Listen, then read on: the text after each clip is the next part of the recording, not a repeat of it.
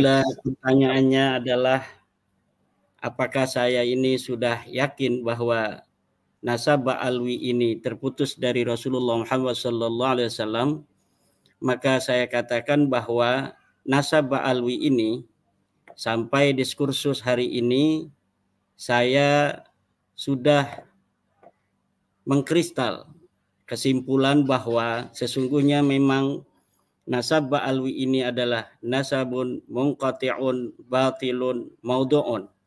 Nasab yang terputus, nasab yang batil, dan nasab yang palsu. Nasab yang tidak bisa dikonfirmasi oleh ilmu pengetahuan di dalam kitab-kitab nasab yang ada sejak abad ke-4, ke-5, ke-6, ke-7, ke-8 sampai ke-9 Hijriah. Yang kedua adalah menurut ilmu DNA, nasab Ba'alwi ini adalah nasabun mustahilun. Nasab yang mustahil dia sebagai keturunan baginda Nabi besar Muhammad sallallahu alaihi wasallam. Kenapa? Karena saya sudah bertanya kepada pakar DNA. Di mana pakar DNA, saya kutip Dr. Ari Kem dan Dr. Sugeng Sugiarto dari Badan Riset dan Inovasi Nasional telah mengatakan bahwa apabila keturunan baginda Nabi besar Muhammad SAW hari ini, dia harus mempunyai haplogrup J1.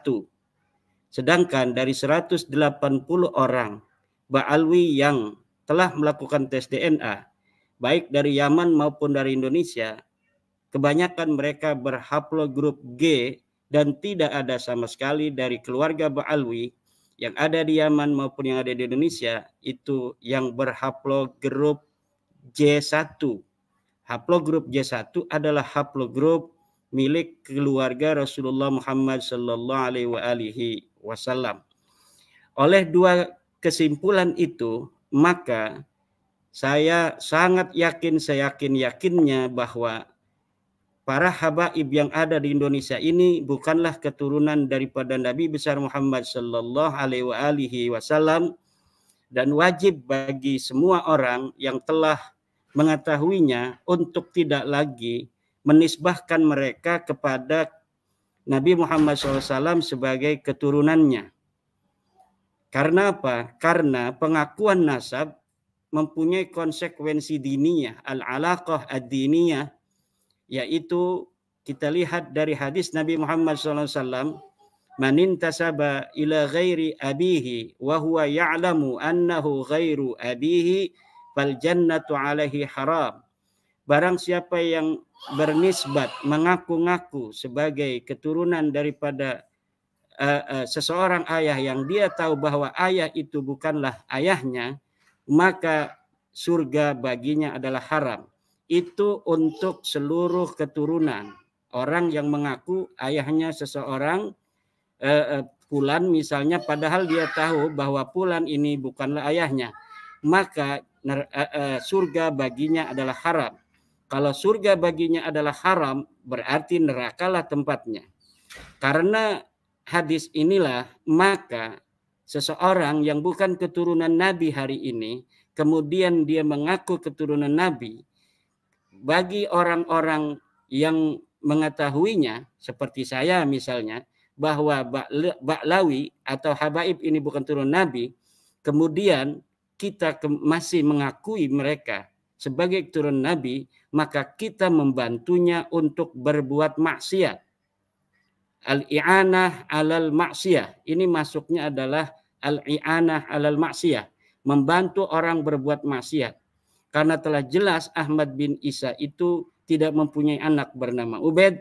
Telah jelas bahwa Ahmad bin Isa tidak hijrah ke Yaman.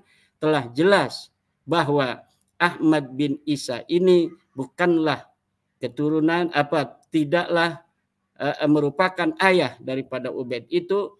Dan dari sisi DNA sudah jelas dari para habaib Ba'lawi ini dari Yaman dan dari Indonesia yang telah melakukan tes DNA-nya tidak linear dengan tes DNA daripada keturunan Nabi besar Muhammad sallallahu alaihi wasallam.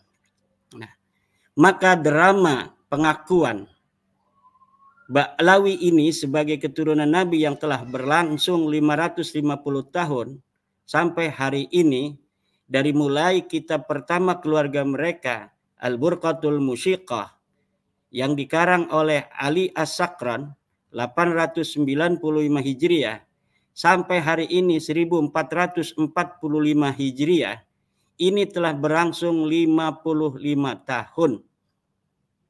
Angka 550 tahun ini adalah angka keramat karena ternyata 550 tahun itu adalah angka yang sama dari mulai Ahmad bin Isa wafat sampai nasabnya diakui oleh keluarga Ba'lawi di tahun 895 Hijriah. Kalau yang punya kalkulator, silahkan diuji, silahkan dihitung. Dari mulai wafatnya Ahmad bin Isa 345 Hijriah sampai pengakuan pertama mereka 895 Hijriah adalah 550 tahun. Kemudian hitung 895 Hijriah sampai hari ini 1445 Hijriah adalah 550 tahun juga. Saya mempunyai pemikiran bahwa angka 550 tahun inilah angka terakhir yang diberikan Allah Subhanahu wa taala untuk Ba'lawi mengaku sebagai keturunan Nabi besar Muhammad SAW. Rupanya Allah Subhanahu wa taala tidak akan lagi memberikan waktu kepada para habaib yang mengaku sebagai keturunan Nabi ini untuk mengakui nasab yang bukan nasabnya. Waktunya sudah berakhir dan semua sudah selesai. Itu kesimpulan sementara Kang Mas Yusuf. Baik, ini yang menjadi persoalan. Kenapa Anda bisa menyimpulkan bahwa Ubaidillah itu bukan anaknya Isa Al-Muhajir? Pemirsa, pada saat ini Isa Al-Muhajir adalah sudah terkonfirmasi sebagai cucunya Rasulullah. Ya, sangat jelas. Kitab-kitab nasab yang sudah ada sejak Siri Silsilatil Alawiyah pada abad keempat itu tidak menyebutkan nama daripada Ubaid sebagai anak Ahmad bin Isa. Kitab Tahdhibul Ansab di abad kelima karya Al-Ubaidili tidak menyebutkan. Kitab Al-Majdi tidak menyebutkan. Anak lainnya disebut. Kitab Muntaqilatul Talibiyah tidak menyebutkan Ahmad bin Isa mempunyai anak bernama Ubaid. Kitab Asy-Syajaratul Mubarakah tidak di abad ke-6 597 Hijriah. Kitab itu dikarang oleh Imam Fakhruddin Ar-Razi. Menyebutkan anaknya cuma 3. Anaknya yaitu Muhammad, Ali, dan Husain. Tidak ada anak bernama Ubaid.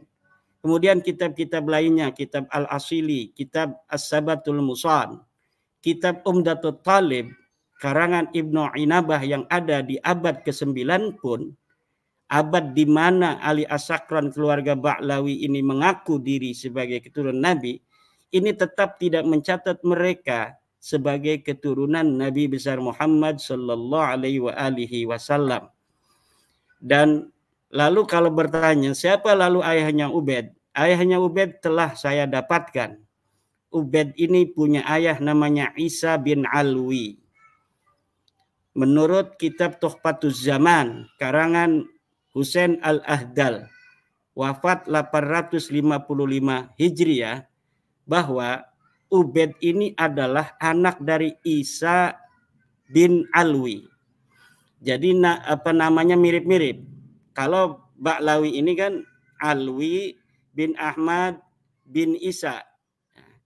Sementara nasab yang sesungguhnya dari Ubaid ini adalah Ubaid mempunyai ayah namanya Isa, Isa mempunyai ayah namanya Alwi.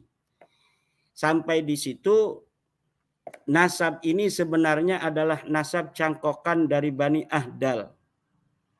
Jadi ada sebuah klan di Hadramaut yang terkonfirmasi direportase oleh sebuah kitab sejarah di abad ke-8, yaitu oleh seorang historian yang bernama Al-Janadi. wafat 732 Hijriah, di mana di dalam salah satu bagian dia menyebut nama seorang leluhur Bani Ahdal. Leluhur Bani Ahdal ini yang bernama Muhammad disebutkan oleh kitab As-Suluk fi Tabaqatil Ulama wal Muluk itu karangan Al-Janadi, bahwa dia hijrah dari Irak menuju ke Yaman. Nah, kemudian keluarga Ali As-Sakran ini, Ba'lawi, mempunyai sebuah kesimpulan sendiri bahwa Muhammad yang disebutkan oleh As-Suluk itu adalah merupakan saudara dari leluhur mereka. Saudara sepupu dari leluhur mereka. Nah, kalau saudara sepupu berarti satu kakek. Nah, jadi pertama kali keluarga Ba'lawi ini mencangkokkan nasabnya kepada Rasulullah itu melalui pencangkokan kepada Bani Ahdal. Di mana Bani Ahdal telah tercatat di dalam kitab As-Suluk. Saya ulang lagi supaya dapat dicerna. Nah, namun sayangnya di dalam kitab As-Suluk itu, walaupun Bani Ahdal Muhammad yang katanya pindah dari Irak ke Yaman ini disebut sebagai Syarifun Husainiyun, seorang Syarif yang Husaini, keturunan daripada Husain, ini tidak disebutkan silsilahnya. Jadi pertama kali ketika ada nama Muhammad yang datang dari Irak menuju ke Yaman, maka keluarga Ba'lawi ini mengatakan itu adalah saudara sepupunya dari leluhurnya. Tapi tidak ada silsilah. Akhirnya mereka masing-masing, keluarga Bani Ahdal yang ada di abad 9 ini, dengan keluarga Ba'lawi yang membonceng, masing-masing beristihad sendiri. Masing-masing beristihad sendiri. Bani Ahdal beristihad mencari amudun nasab, nama-nama nasab ke atas. Dia menemukan secari kertas yang mengatakan bahwa Muhammad ini adalah Muhammad bin Sulaiman bin Ubaid bin Isa bin Alwi bin Himham bin Aun bin Musa Al-Kadhim. Al-Kadhim ini kan sudah terkenal sebagai cucu daripada Sayyidina Husain.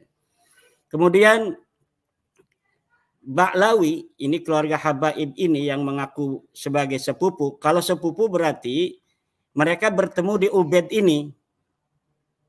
Karena Muhammad bin Sulaiman bin Ubaid dari Bani Ahdal. Berarti kakeknya bernama Ubaid.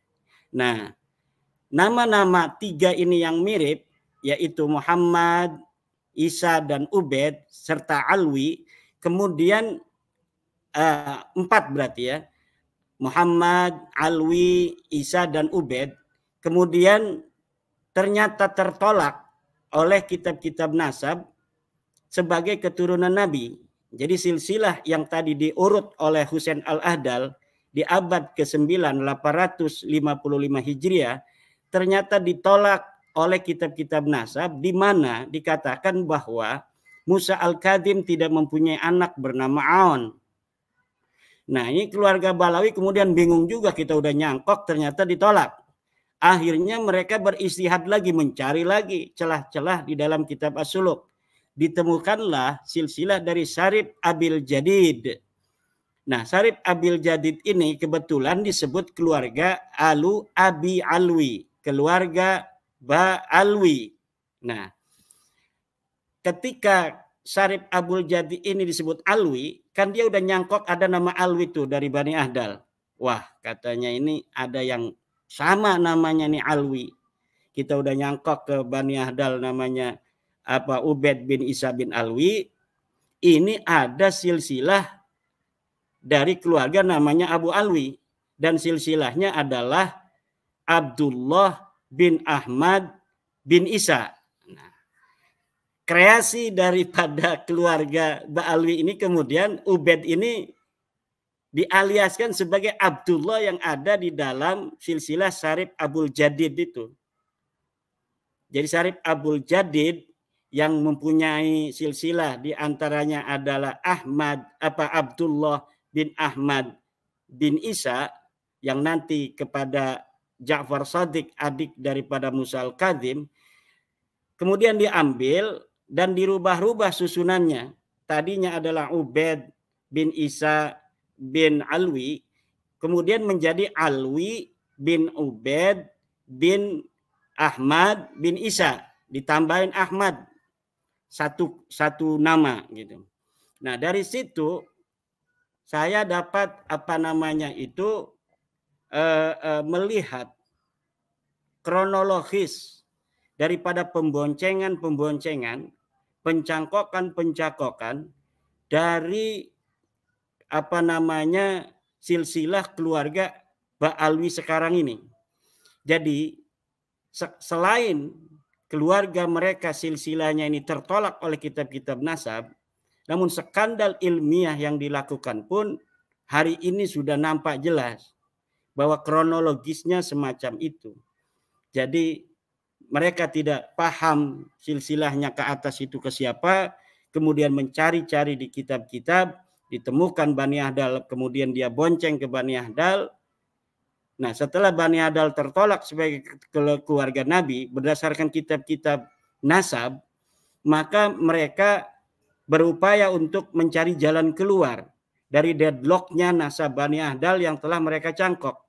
Kemudian mereka mencari dan mendapatkan nama-nama yang mirip di dalam keluarga Syarif Abdul Jadid ini. Nah, maka sampai hari ini silsilah mereka menjadi permanen mengikuti silsilah Syarif Abdul Jadid dengan mengganti nama Abdullah menjadi Ubaid dengan narasi alibi bahwa Syarif Abdul Jadid yang silsilahnya ada Abdullah itu kenapa dikenal oleh keluarga mereka sebagai Ubaid adalah tawadu'an, karena tawaduk kemudian mentasgir nama Abdullah menjadi Ubaidullah.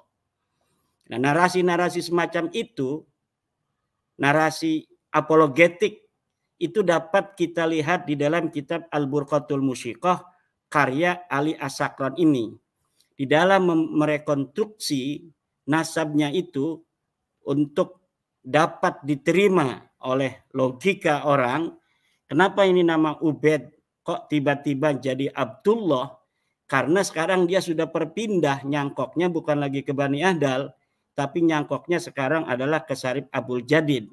Lalu perpindahan nama Ubaid itu yang tidak ada di dalam nasab Syarif Abdul Jadid, yang di dalam nasab Syarif Abdul Jadid itu adanya Abdullah, itu dibikinlah alibi bahwa tawaduknya dia itu kemudian mengganti namanya, dikenal di masyarakat dengan nama Ubaid. Itu skandal ilmiah yang pertama kira-kira semacam itu. Kemudian skandal lainnya adalah gelar Al-Muhajir.